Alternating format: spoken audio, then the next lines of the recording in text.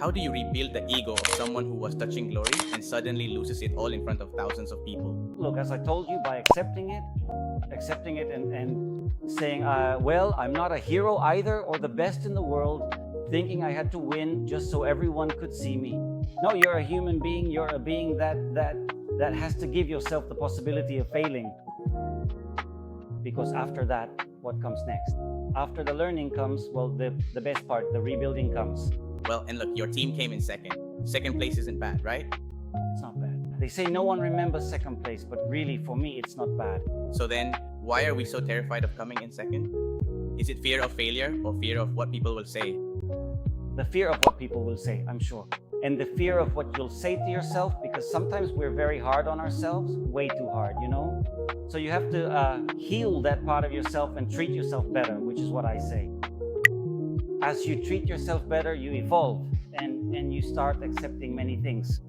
And how do you train the mind? Well, it's very simple, by meditating. Meditating? Meditations. There are many meditations. In my book, there's one, by the way, A Block Away From You, a self-help and self-knowledge book that I have. There are many meditations. There are meditations on the internet, finding teachers, if you want to call them teachers, finding psychologists or psychiatrists, whatever you want, but meditating and taking action, you know?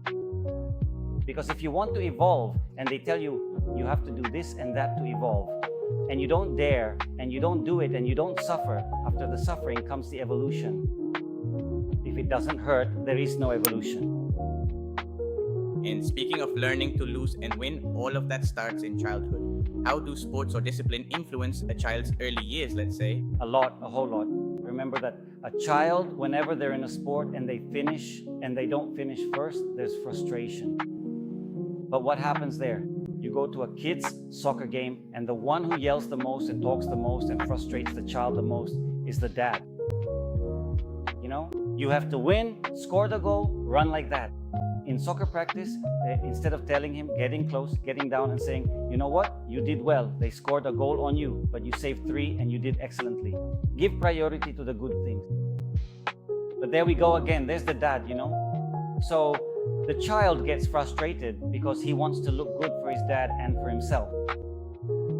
So he wants to look good for his dad. And there's frustration because he didn't win the game. And the dad yelled at him from the moment it started until it ended. I tell you, because we've all been through that. And for example, you as a child facing frustration and defeat, how were you, Fabian, as a child facing that frustration or that defeat in sports? No, I thought a lot. I thought and felt why we lost, and I analyzed why we lost. I had a dad who worked a lot and couldn't go to the games or wasn't very present in my sport. And of course, I was also very insecure, so I preferred to stay quiet. Suddenly, I was very shy, but then that shyness started going away. There are many who know me who say, no, it can't be you who's talking or who's leading all this. Well, after a very long process, I made that change thanks to that. Okay. Today, we see parents who demand too much from their children or who don't let them experience pain. What is the most common mistake in emotional parenting? In emotional parenting, that the father wants the son to be what he couldn't be. I'll tell you in a few words, just like that. We parents always want, at least, I love soccer and I'm passionate about it, and my son is also passionate about soccer, right? But suddenly he doesn't play it, but he does play the drums amazingly. He's a musician. And suddenly that frustration, but get in as a forward and try to play, and you see that he doesn't feel it. And the father, since he wanted to play soccer, I'm using my example, transmits it to the child and creates a giant frustration. I tell my son, he says, Dad, what do you want to be when you grow up? Whatever you are, but do it well. Studying, always informing yourself about what's new, what's coming next, always, but informing yourself and studying. I think it also comes from the father's affection, from always wanting the best for his son and from protecting him.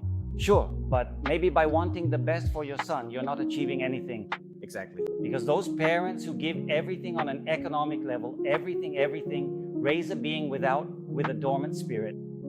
Dormant because in the end, they don't even know how to go to a bakery to pay. I'm talking about a 7-year-old child or a 12-year-old. They don't know how to go to a place to face a problem. They don't know how to buy something. They don't know how to go to a shopping mall alone because they were given everything. So the less you give them, it seems hard to believe, but the more they learn.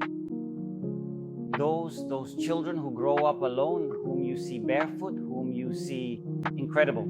I sometimes start talking to them. Sure, they haven't had a dad. They're also insecure. You see many flaws in them, obviously, we're not talking about that, but you see them getting into everything and talking and getting involved, and because life led them to that and they learned that.